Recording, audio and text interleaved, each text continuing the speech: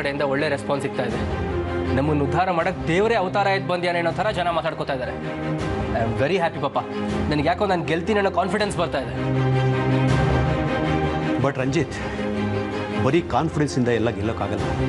ಸ್ವಲ್ಪ ಪ್ರಾಕ್ಟಿಕಲಾಗಿ ಯೋಚನೆ ಮಾಡಿ. ಈ ವೋಟರ್ಸಲ್ಲಿ ಎಷ್ಟೋ ಜನ ಜಾತಿಗೆ ಅಂತ ಓಟ್ ಹಾಕ್ಬಿಡ್ತಾರೆ, ಹೆಂಡಕ್ಕೆ ಹಣಕ್ಕೆ ತಮ್ಮ ಓಟ್ ಮಾರ್ಕೊಂಡ್ಬಿಡ್ತಾರೆ.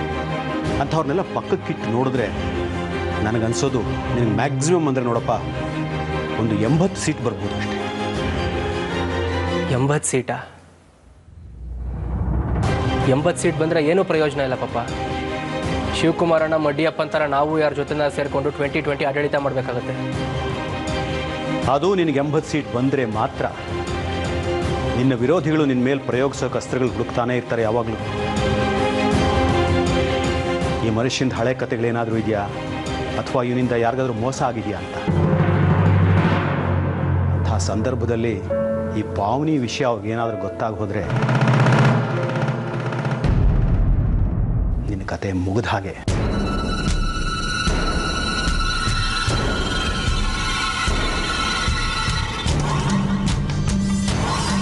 ಈ ರಂಜಿತ್ ಕುಮಾರ್ 8 ವರ್ಷದ ಹಿಂದೆ ಪಾವನಿಯನ್ನು ಹುಡುಗಿ ಜೊತೆ ಎಡವಟ್ಟು ಮಾಡಿಕೊಂಡು ಅವಳು ಪ್ರೆಗ್ನೆಂಟ್ ಮಾಡಿ ಓಡ್ ಹೋದೋ ಅನ್ನೋ ವಿಚಾರ ಅಪೋಸಿಷನ್ನವ್ರಿಗೆ ಏನಾದರೂ ಗೊತ್ತಾದರೆ ಅವರು ಈ ಸುದ್ದಿನ ಇಡೀ ದೇಶದ ಲೆವೆಲ್ಗೆ ತೊಗೊಂಡು ಹೋಗ್ತಾರೆ. ಅವಳು ದೇಶದ ಯಾವುದೇ ಮೂಲಲ್ಲಿದ್ದರೂ ಜಾಲಾಡಿ ಅವಳು ಕರ್ಕೊಂಡು ಬಂದೇ ಬರ್ತಾರೆ. ಅವಳು ಇಲ್ಲಿ ಬಂದು ರಂಜಿತ್ ಕುಮಾರ್ ನನಗೆ ಹೀಗೆ ಮಾಡಿದ್ದಾರೆ ಅಂತ ಒಂದೇ ಒಂದು ಹೇಳಿಕೆ ಕೊಟ್ಟರೆ ನಿನ್ನ ಎಲ್ಲ ಕನಸುಗಳು ನುಚ್ಚು ನೂರಾಗಿ ಹೋಗುತ್ತೆ.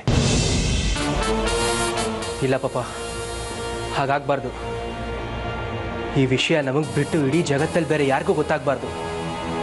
ಒಂದು ವೇಳೆ ಗೊತ್ತಾದರೆ ಜನಗಳ ಕಣ್ಣಲ್ಲಿ ನಾನು ಕೆಟ್ಟವನಾಗೋಗ್ತೀನಿ. ನನ್ನ ಇಡೀ ಜೀವನದ ಕನಸು, ಶ್ರಮ, ಛಲ, ಒದ್ದಾಟ ಎಲ್ಲ ಪಾವನಿಯನ್ನು ಒಂದೇ ಒಂದು ಹೆಸರಿನಿಂದ ಸರ್ವನಾಶ ಆಗೋಗ್ಬಿಡುತ್ತೆ.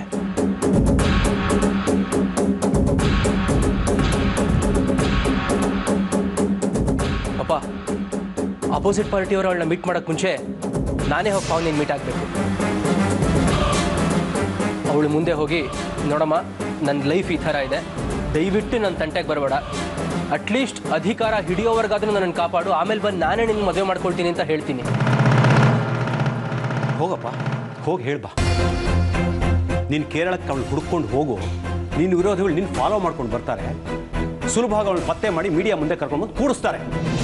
ಮತ್ತೇನು ಮಾಡಲಿ ಪಾಪ, ಅಟ್ರು ಫ್ಲಾಪ್ ಆಗೋಗತ್ತೆ ನನ್ನ ಜೀವನ. ಆ ಥರ ಮಾನ ಕಳ್ಕೊಂಡು ಬದುಕೋದಕ್ಕಿಂತ ಸತ್ತೋಗೋದು ವಾಸಿ. ಸತ್ತೋಗಯ್ಯ. ನೋಡೋ, ನಾನು ಸೀರಿಯಸ್ ಆಗಿ ಹೇಳ್ತಾ ಇದ್ದೀನಿ.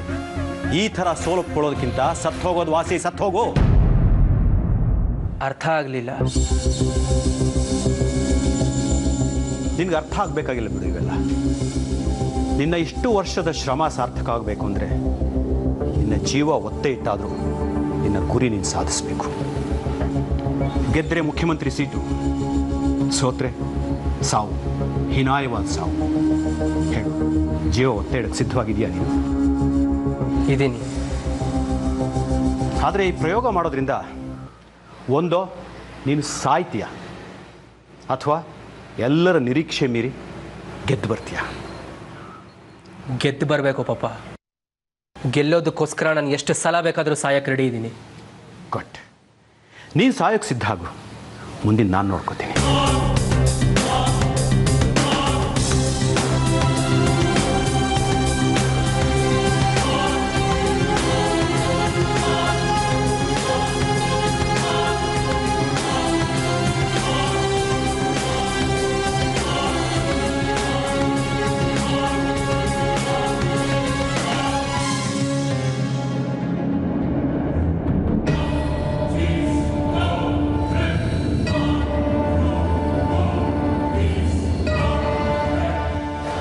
ಭಯ ಆಗ್ತಿದೆ ಕಣೆ.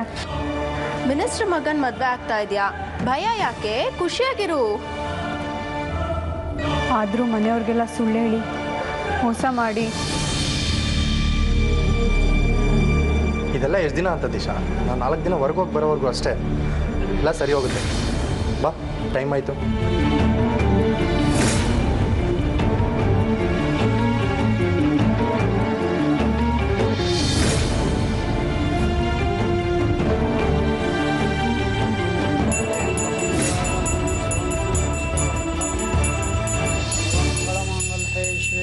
पार्थसालहे